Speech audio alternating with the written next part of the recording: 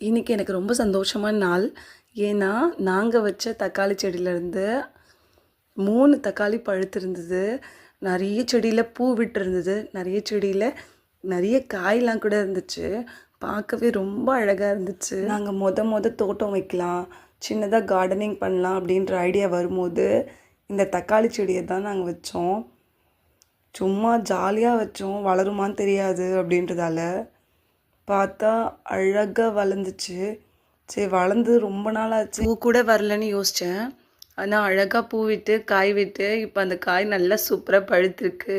எங்கள் வீட்டு எகுத்தாப்பில் ஒரு சின்ன புதர் இருக்குது. அந்த புதரில் இருந்து தான் நாங்கள் துளசி செடி எடுத்துகிட்டு வந்தோம். ஆனால் நாங்கள் வச்ச அந்த துளசி செடி இலை ரொம்ப பெருசாக இருக்குது.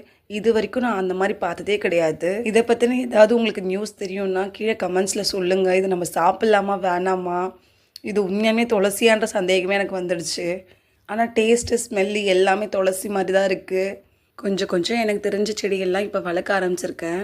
நல்லா வளர்ந்து பூ பூக்கும் போது ஒன்று ஒன்றா காட்டுறேன். காலையில் பிரேக்ஃபாஸ்ட்டுக்கு நான் கேப்பக்கூழ் தான் எடுத்துக்கிட்டேன். நான் ஆல்ரெடி சொல்லியிருக்க மாதிரி இது எனக்கு ரொம்ப பிடிச்ச ஒரு பிரேக்ஃபாஸ்ட்டு. ஒன்ஸ் இது செஞ்சு வச்சுட்டா 2 நாளைக்கு அதுதான் என்னுடைய பிரேக்ஃபாஸ்ட்டே.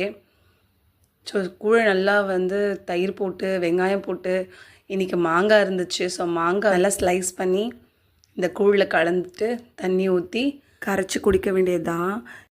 எங்கள் அம்மா வீட்டில் இருந்த வரைக்கும் இந்த மாதிரியான இதெல்லாம் எங்கள் அம்மா கொடுத்ததே கிடையாது. காலையில் இட்லி, தோசை, பூரி, பொங்கல்னு அது மாதிரி வெரைட்டி டிஃபன்ஸ் தான் சாப்பிடுவோம்.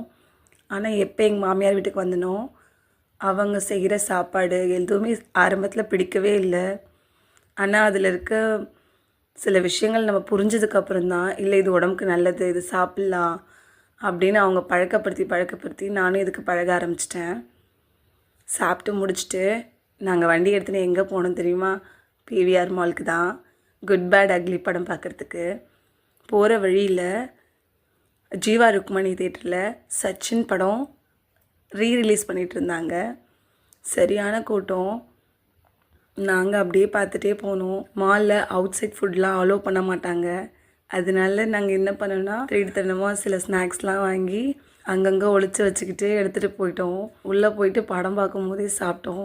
சாப்பிட்டு முடிச்சுட்டு நேராக அம்மா வீட்டுக்கு தான் போனேன். அம்மா வீட்டுக்கு போனால் டயட்டுக்கெட்லாம் எதுவுமே கிடையாது. ஏன்னா அம்மாவுடைய சாப்பாடோட டேஸ்ட் அந்த மாதிரி இருக்கும். வெறும் கார குழம்புக்கும் 2 முட்டையும் தான் வச்சாங்க. அதுக்கே 2 தட்டு சாப்பாடு சாப்பிட்டேன். அதை முடிச்சுட்டு நைட் டின்னரையும் அங்கேயே முடிச்சுட்டு கிளம்பியாச்சு.